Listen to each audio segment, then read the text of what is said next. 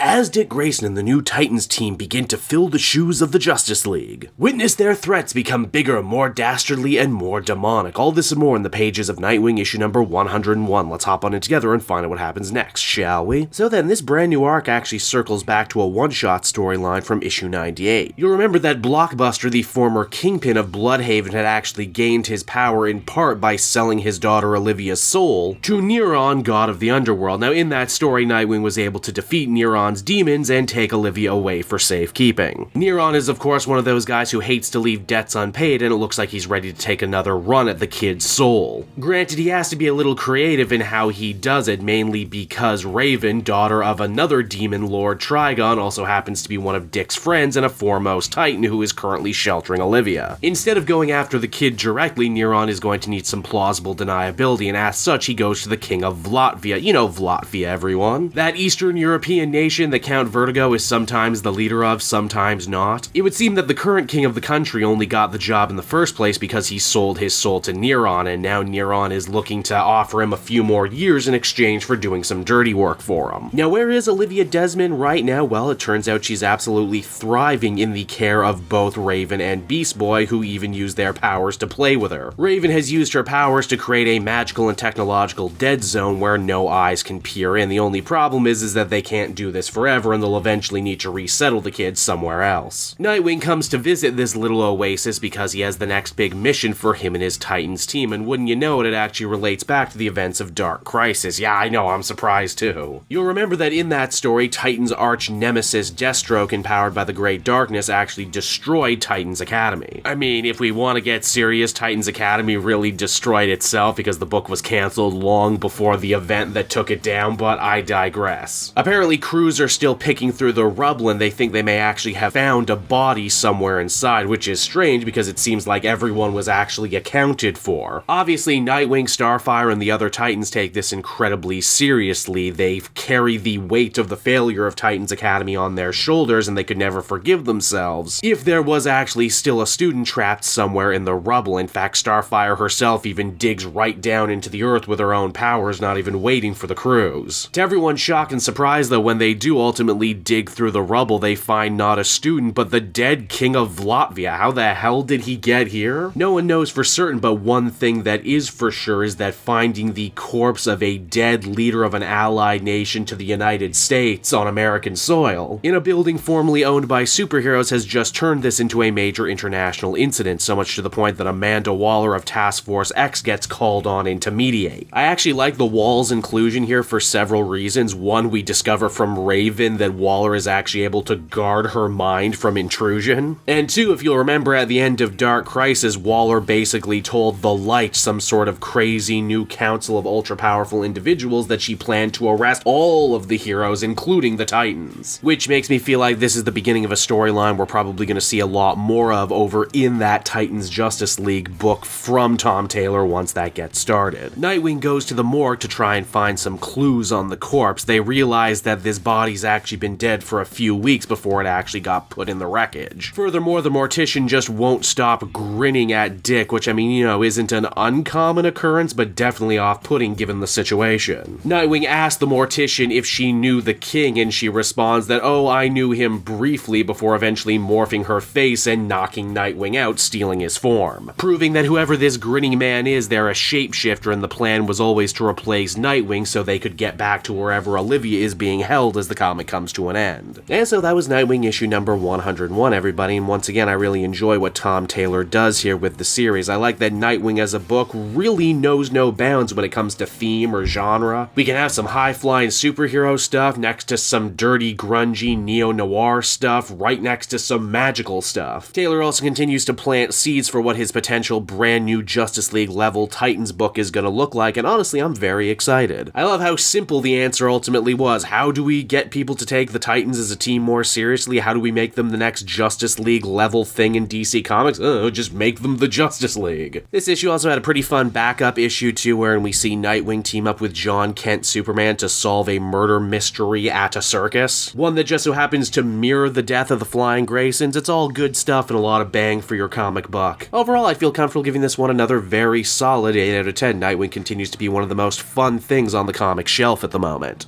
Hey there everyone, Kate Joel again, and I just want to thank you so much for watching to the end of the video. It means a lot to me. And hey, if you enjoyed the book I covered in this issue and want some comics of your own, might I recommend Book Depository? It's my #1 place for shopping for comic book trades. You get a great price, and if you use my link down in the description, you'll actually be helping me out at the same time. You get something, I get something, everybody wins, right? So until next time, everyone, I've been Joel, and I will see you in the next video. Bye-bye.